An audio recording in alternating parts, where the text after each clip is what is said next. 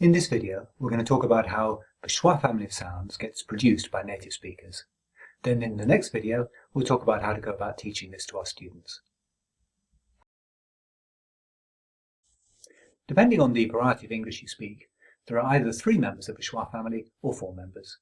So all varieties of English have the first 3, the schwa, the schwi and the schwu, particularly British English, Australian English for example.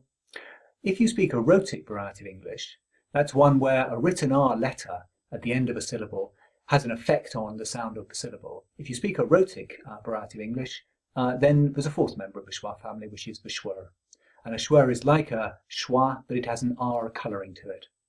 And it gets sounded wherever you see an R in the writing. That syllable would be a schwa in British English, for example, but will come out as a schwa in American English.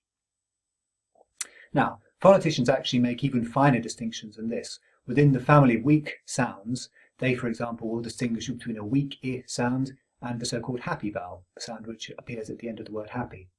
But for practical teaching purposes, we think that the 3 distinctions we make between schwa, schwi and schwu are sufficient, and of course we have to add a 4th one for rhotic speakers of rhotic varieties of English, and that's the schwa. So a schwa you all know about. A schwi is any weak or reduced E-type sound. A schwu is any weak or reduced U-type sound, and the schwa is the R-coloured version of schwa. There are 2 characteristics which all members of the schwa family share. The first is that the exact quality of the sound involved is not terribly important. It can be quite indistinct. The second is that syllables with schwa in them are never produced as stressed syllables. There's never a breath pulse on that particular syllable. Instead, they're produced in syllables which are before the breath pulse itself, or are produced on the remnants of a breath pulse.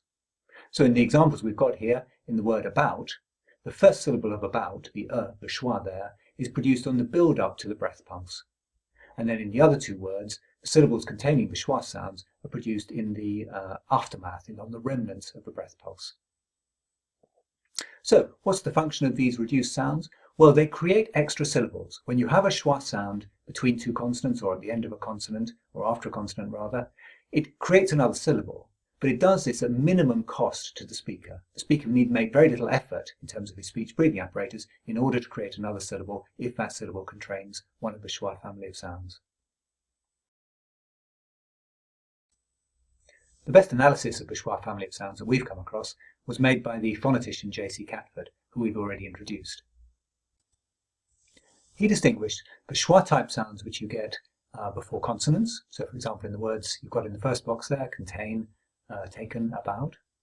And when you get schwa-type sounds at the end of words, before pauses, or before vowels. So in the examples, comma, or radio, the E sound in radio, the second syllable of radio. Let's start with the first of these, when schwa family sounds appear before consonants. Catford said, if you take 2 consonants, and you look at the transition between the first consonant and the second one, we can see that 3 possible things can happen. The first is that there might be a full vowel between those 2 consonants. So if we take the word Paul, we have a P and an L at the start and the finish, and a full vowel or in the middle, and we end up with the word Paul. Very straightforward. This is how most languages make use of consonants and vowels. A second possibility is when you get the 2 consonants overlapping in their articulation. So if you take the word plight, the articulation of the P and L in this case get intermingled. The P is still being articulated while the speaker starts to articulate the L. And the result is the 2 get fused together in some way, and you get a word plight, which is just a single syllable. However, there's a third possibility, which Catford called an open transition. So it's a transition between P and L, but in this case it's got an opening.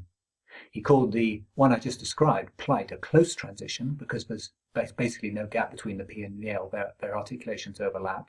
But in an open articulation, what he says is that the articulation of the P is completed, and only then does the speaker start articulating the L. Now the result of this is that some incidental sound is produced. As the articulation of the P finishes, there's a little bit of incidental sound, and then the articulation of the L starts. And that little incidental sound, which is not produced consciously, it doesn't have to be produced actively by the speaker, but that little incidental sound creates a syllable after the P. So if we take the word polite, it's a 2-syllable word, but all I've done is to say the P, allowed my articulation of the P to finish, and then I start saying light, so polite. What I haven't done is actively inserted a reduced vowel or a full vowel, or done anything active, in fact, in terms of inserting things between the two letters, the P and the L. But because I finished the P articulation before starting the L one, a sound appeared and the extra syllable was created. Now we've got a chance for you to experiment yourself with this. We've got two columns of words. The left-hand column consists of a series of words where there are close transitions between two consonants. So that's the second of the categories I've described earlier. In them, the articulation of the first consonant overlaps with the articulation of the second consonant. And as a result, you just get a single syllable in many cases.